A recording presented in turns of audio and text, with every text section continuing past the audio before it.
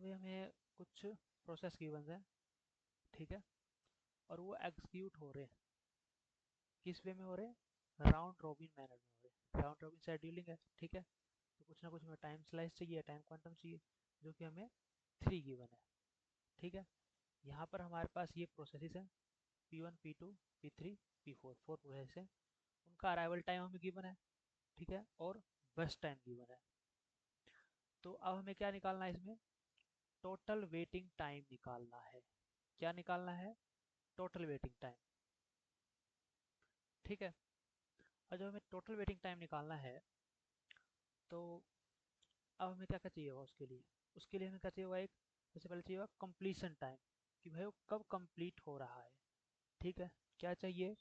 Completion time. इसको हमने CT से डिनोट कर दिया, ठीक है। ये दूसरा हमें चाहिए होगा टर्न अराउंड टाइम, ठीक है। क्या चाहिए होगा? टर्न अराउंड टाइम, ठीक है, जिसको हमने लिखा है TAT। और फिर चाहिए होगा हमें waiting time, individual waiting time चाहिए, जिसको हम लिखेंगे WT से। तो कंप्लीशन टाइम कैसे निकलेगा? कंप्लीशन टाइम हमारा निकलेगा गैंट चार्ट से। किससे निकलेगा? गैंट चार्ट से। फिर चाहिए हमें turn around time. Turn around time कैसे निकलेगा? कंप्लीशन टाइम माइनस में अराइवल टाइम, ठीक है, तो हो जाएगा हमारा TAT। फिर वेटिंग टाइम किससे निकलेगा हमारा? वेटिंग टाइम निकलेगा टर्न अराउंड टाइम माइनस में बर्स्ट टाइम, यानी कि BT। बर्स्ट टाइम को हमने BT से डिनोट कर दिया, अराइवल टाइम को AT से, ठीक है।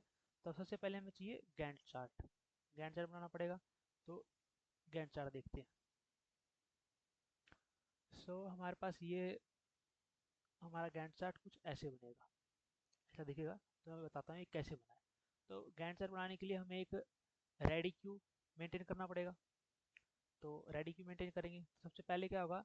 हमारा प्रोसेस P1 रन करेगा, ठीक है, क्योंकि अराइवल टाइम इसका 0 है। तो सबसे पहले हमारे पास रेडी क्यू में है P1 ही है, ठीक है।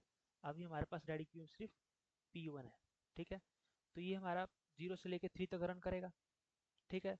मीनवाइल टाइम क्वांटम सेकंड पे, यानी कि जो टाइम 2 है, 2 सेकंड पे, सेकंड टाइम पे क्या आ जाएगा? P2 भी हमारा आ जाएगा। यहाँ पे अराइवल टाइम क्या है? 2 है, तो यहाँ पे क्या है?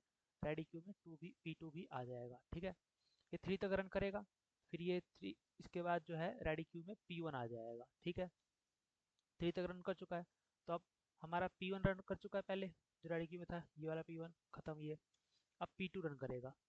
P2 रन करेगा 3 टाइम क्वांटम तक, ठीक है। तो 6 तक हमारा P2 रन करेगा, ठीक है। इसको भी हम अपडेट कर लेते हैं।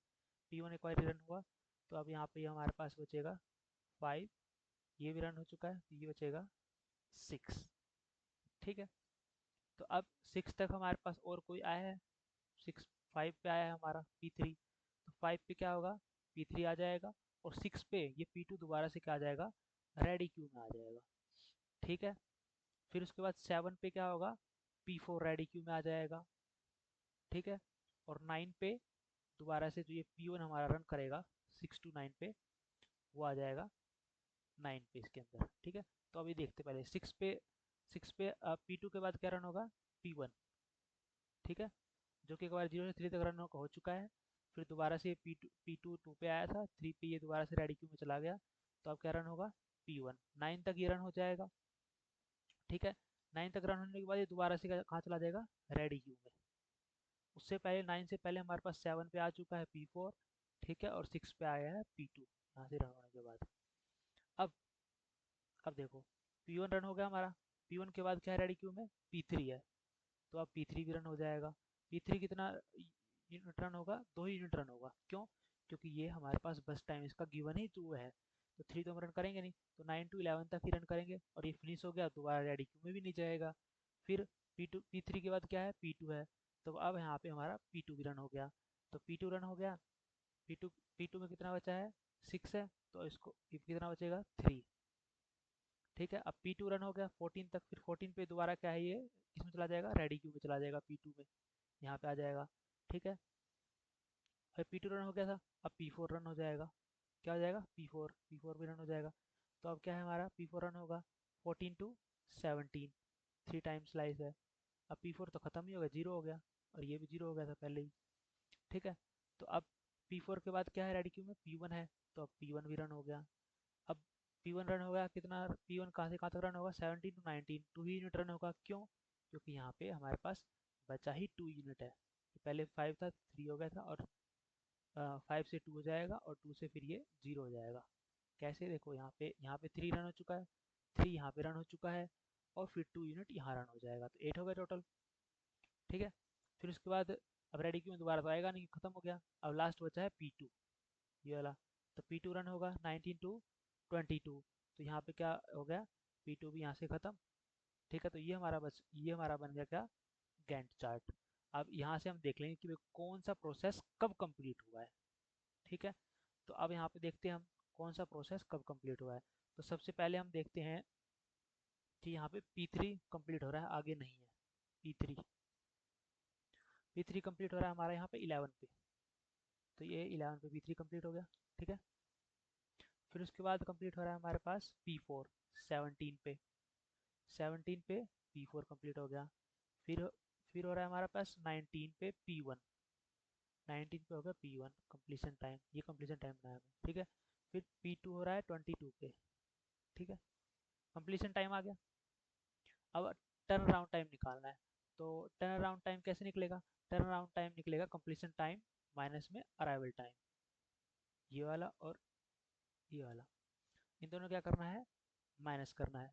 ठीक है, तो अब यहाँ पे कंप्लीशन टाइम है 19, और अराइवल टाइम है यहाँ पर 0। कलर चेंज कर लेता हूँ। ठीक है, ओके, तो यहाँ पे कंप्लीशन टाइम है 19, अराइवल टाइम है 0, तो 19 माइनस में 0 कितना हो जाएगा, 19। फिर है यहाँ पे कंप्लीशन टाइम 22, और अराइवल टाइम है 2, तो 22 माइनस में 2, 20। ठीक है, यहाँ पे कंप्लीशन टाइम है 11, 11 माइनस में 5, अराइवल टाइम दैट इज 6। यहाँ पे यहाँ पे कंप्लीशन टाइम है 17, अराइवल टाइम है 7, तो ये हो गया 10। तो ये आ गया हमारे पास टर्न अराउंड टाइम। अब निकालना है वेटिंग टाइम। वेटिंग टाइम कैसे निकलेगा, टर्न अराउंड टाइम माइनस में बर्स्ट टाइम, क्या होगा, टर्न अराउंड टाइम माइनस में बर्स्ट टाइम। सो हमारे पास टर्न अराउंड टाइम है 19, और माइनस में बर्स्ट टाइम है 18, मतलब 8, 19 माइनस में 8, 11। ठीक है, फिर 20 है टर्न अराउंड टाइम, 20 माइनस में 9 हो जाएगा हमारे पास 11। फिर हमारे पास 6 है बस टर्न अराउंड टाइम, बस टाइम है इसका 2, तो ये हो जाएगा हमारे पास 4। फिर है 10 टर्न अराउंड टाइम, माइनस में हो जाएगा 3, तो ये हमारे पास वेटिंग टाइम आ जाएगा 7। जब हम इन सबको क्या कर लेंगे, सम कर लेंगे, तो हमारे पास आ जाएगा टोटल वेटिंग टाइम। क्या आ जाएगा, टोटल वेटिंग टाइम 11 11 22, और 7 4 और 7 11, दैट इज 33 हो जाएगा टोटल। ठीक है, अगर हमारे पास ऐसे पूछा जाता कि एवरेज वेटिंग टाइम कितना हो गया, तो हम क्या करते, डिवाइड बाय 4 कर देते। बट यहाँ पे पूछा क्या हमारे पास, टोटल टोटल वेटिंग टाइम। ठीक है, टोटल वेटिंग टाइम पूछा है। अगर हमारे पास एवरेज वेटिंग टाइम पूछता, ठीक है, तो एवरेज वेटिंग टाइम होता हमारे पास 33 डिवाइड बाय 4। ठीक है, इसके रिलेटेड आपको कोई डाउट पूछ लेना। Thank you.